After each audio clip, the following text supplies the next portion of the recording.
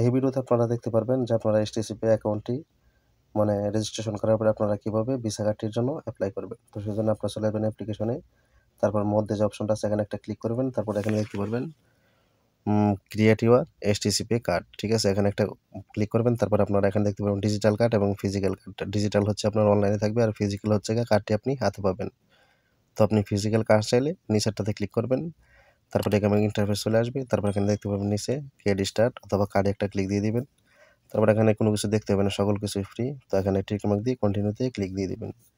তারপর আপনার লোকেশনের অপশন চলে আসবে, এটাতে একটা ট্যাপ দিবেন। তারপর নিচে একটা ক্লিক দিবেন। তারপর কনফার্মেশন চলে আসবে, কনফার্মে দিয়ে দিবেন। তো আপনি এখানে এটার লোকেশন হচ্ছে আপনি যে জায়গায় বসে আছেন সেই জায়গার লোকেশন আসবে।